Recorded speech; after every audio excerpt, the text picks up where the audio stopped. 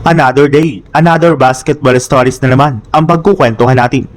At ngayon nga ay pag-uusapan natin ang balitang may sinabi nga na po si Dillon Brooks sa Golden State Warriors at ang balitang may out nga na po na 2 players, ang Houston Rockets.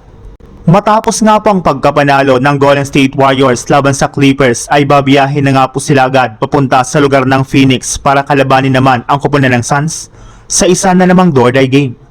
At this time nga po haharapin naman nila dito ang matagal na nga po nalang kainitan na si Dillon Brooks. Kung inyo nga pong matatandaan, nakaharap na nga po ng Warriors last season si Brooks sa first round ng playoffs, kaya inaasahan nga po na magiging kaabang-abang ang kanilang rematch sa play-in tournament.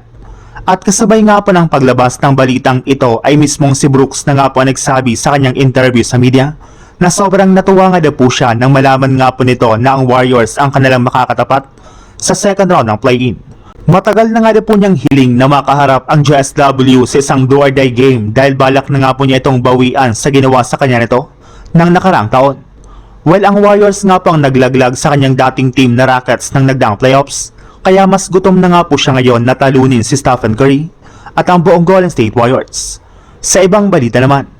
ayon nga po sa ilang mga NBA analyst, beatable para naman nga po ang Rockets since napakadami nga pong butas ang kanilang lineup, kagaya na lang ng kawalan nga po nito ng legit na playmaker sa inaasahan na hindi dito paglalaro ni Fred VanVleet at kawalan rin nga po nila ng maaasahan ngayon na 3-point shooter.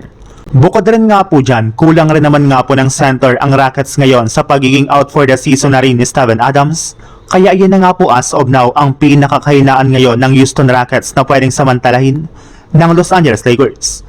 Maliban na rin nga po dyan, mismong si Coach JJ Redick na rin naman nga po nagsabi na since nga po alam na ng kanilang team na pipisikalin nga po sila ng gusto ng Rockets sa kanilang magiging bakbakan, ay kailangan nga po ng kanilang mga players na ayusin ang kanilang opensa at ang kanilang rebounding. Hindi nga po sila pwedeng dominahin ng Rockets sa ilalim ng basket at kailangan nga po ng kanilang mga players na magtulungan sa pagkuha ng rebound.